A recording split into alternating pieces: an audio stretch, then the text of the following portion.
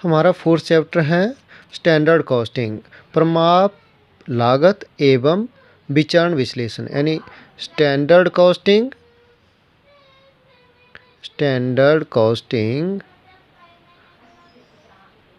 And variance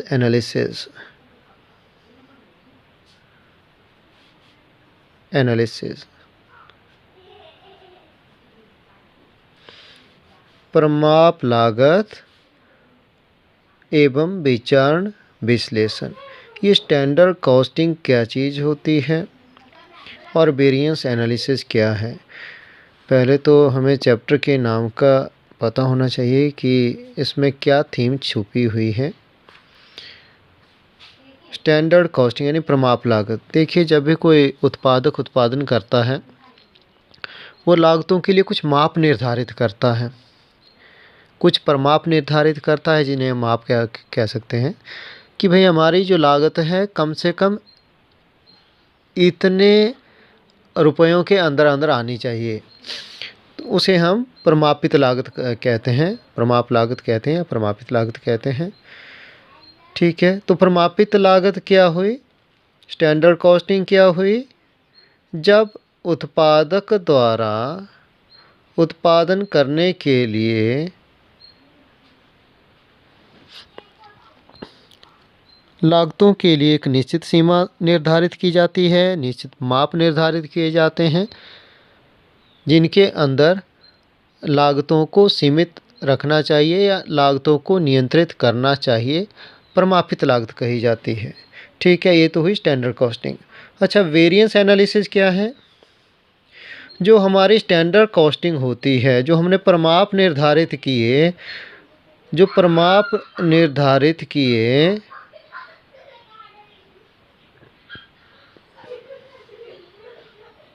उन प्रमापों में से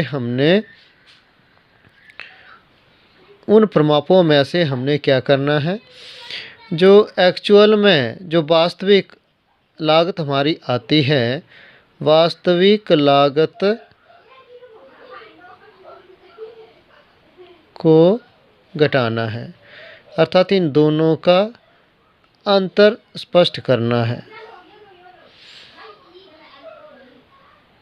ठीक है, तो प्रमाप लागत में से यदि वास्तविक लागत को घटाया जाएगा तो वो वेरिएंस कहा जाएगा। वेरिएंस में मतलब होता है भिन्नता, विचरण भिन्नता, कि वास्तविक लागत और प्रमापित लागत में कितना अंतर है, हमारे विचरण कहा जाता है, भिन्नता कहा जाता है, अंतर कहा जाता है। ठीक है, एक बार फिर से रिपीट करता हूँ कि प्रत्येक उत्पादक उत्पादन करने के लिए कुछ स्टैंडर्ड निर्धारित करेगा, कुछ प्रमाप निर्धारित करेगा कि हमारी लागत इतनी होनी चाहिए, अर्थात अनुमान लगाएगा हो कि हमारी लागत इतने कम से कम इतनी होनी चाहिए।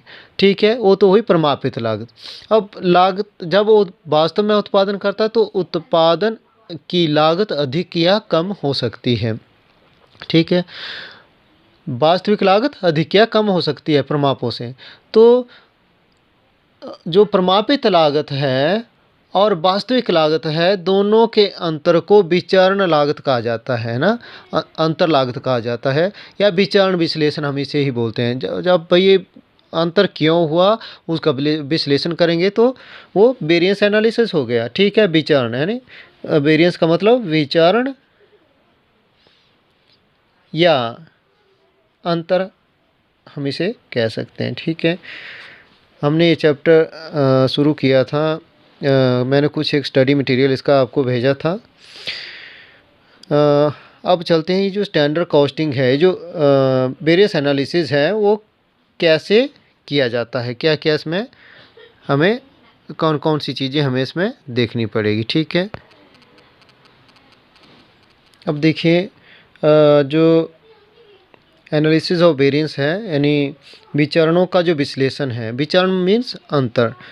एक बार फिर से लिखता हूँ, विचरण विश्लेषण कैसे ज्ञात किया जाता है। विचरणों का विश्लेषण टॉपिक है, विश्लेषण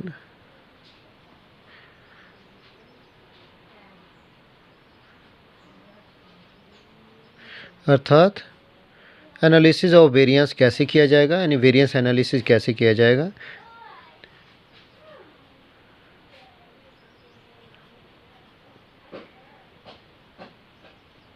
कैसे किया जाएगा इस जो एनालिसिस है, जो मैंने कहा ना विचरणों को हम क्या कह सकते हैं, और अंतर, यानी अंतर का विश्लेषण करना हमने। अंतर कौन सा, स्टैंडर्ड कॉस्ट में से जो स्टैंडर्ड कॉस्ट है, स्टैंडर्ड कॉस्ट और एंड एक्चुअल कॉस्ट का अंतर हमने देखना है, दोनों का डिफरेंस देखना है। इन दोनों का डिफरेंस जो भी होगा उसे हम विचरण बोलेंगे या अंतर बोलेंगे। डिफरेंस का मतलब ही अंतर होता है ना, या इसको हम बोल सकते हैं वेरिएंस बोलेंगे। वेरिएंस भी इसे ही कहा जाता है। डिफरेंस, वेरिएंस, अंतर, विचरण एक ही चीज़ है।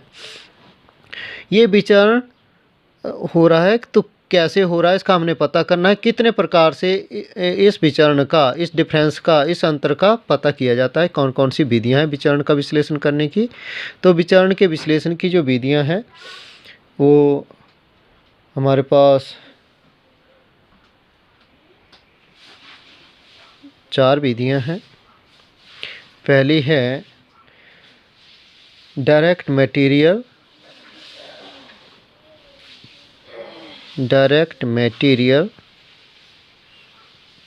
वेरिएंस।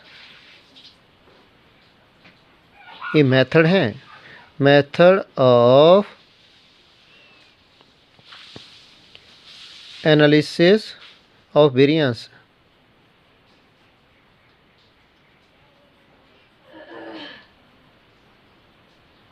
ठीक है, पहला है डायरेक्ट मटेरियल वेरिएंस, यानी प्रत्यक्ष सामग्री विचरण, direct material variance.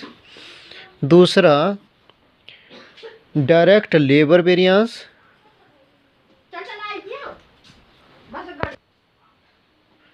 Direct labour variance. तीसरा है ओवरहेड वेरिएंस।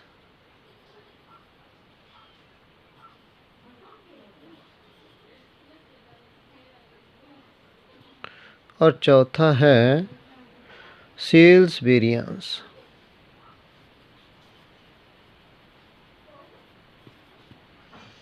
सेल्स वेरिएंस प्रत्यक्ष सामग्री विचरण, प्रत्यक्ष श्रम विचरण, ऊपरी व्यय विचरण, विक्रय विचरण। ये 4 प्रकार से हम विचरणों का एनालिसिस करेंगे। चलते हैं, पहले जो डायरेक्ट मटेरियल वेरिएंस है वो कैसे ज्ञात किया जाता है, कौन कौन सी उसमें और मेथड है, आगे सब मेथड हैं। तो पहला हेड देंगे डायरेक्ट मटेरियल वेरिएंस।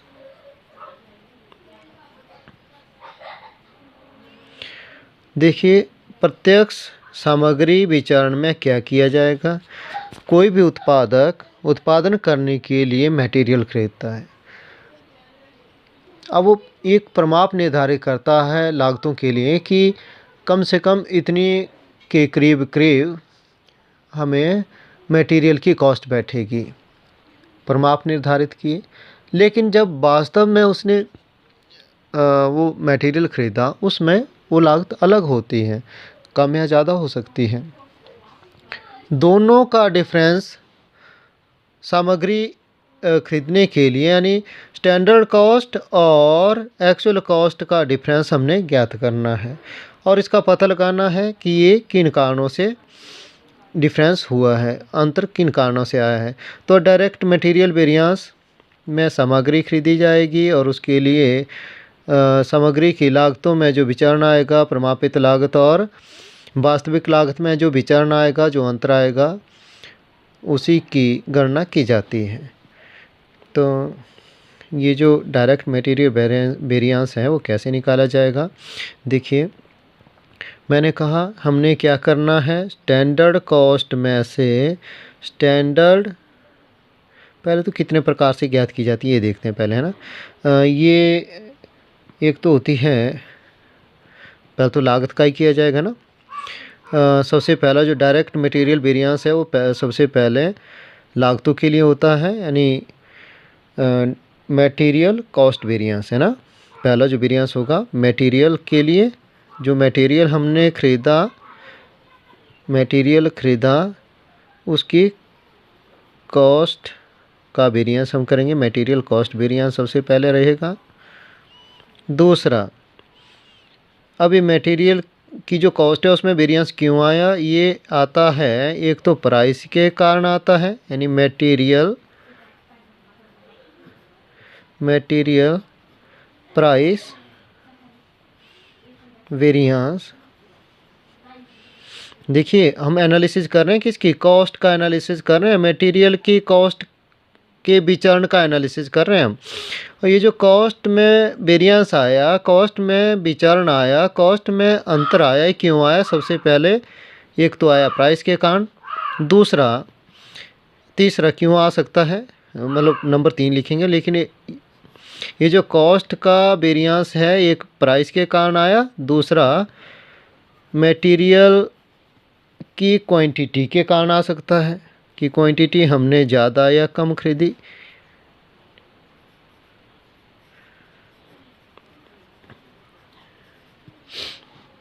ठीक है ना। कॉस्ट में अंतर क्यों आएगा, या तो कीमतें ज़्यादा या कम होगी, जैसे हमने स्टैंडर्ड कॉस्ट निर्धारित की कि हम भाई 5 रुपये पर यूनिट की हमारी स्टैंडर्ड कॉस्ट रहेगी, ठीक है, जो भी हम मटेरियल खरीदेंगे 5 रुपये पर यूनिट खरीदेंगे, लेकिन वास्तव में जब हम मटेरियल खरीदते हैं तो हो सकता है वो 4 रुपये की लागत हमें सहन करनी पड़े या वहन करनी पड़े, या 6 रुपये की करनी पड़े, या बिल्कुल 5 रुपये का भी हो सकता है कि 5 ही हमें, जो हमने स्टैंडर्ड निर्धारित किया था उतने रुपये की कॉस्ट प्राइस हमें मिले। ठीक है, एक तो कॉस्ट में कीमतों के कारण परिवर्तन आया, जो प्राइस के कारण होगा। दूसरा या ये हो सकता है कि हमने जैसे 100 यूनिट्स खरीदनी थी, हो सकता है 80 यूनिट में हमारा काम हो रहा, तो दूसरा जो कॉस्ट में, लागत में जो परिवर्तन हो सकता है क्वांटिटी के कारण हो सकता है। चौथा, इसमें इस वेरिएंस में, डायरेक्ट मटेरियल वेरिएंस में चौथी हम जो विचरण ज्ञात करेंगे वो मटेरियल मिक्स वेरिएंस है, मटेरियल मिक्स वेरिएंस। पांचवा, मटेरियल यील्ड वेरिएंस।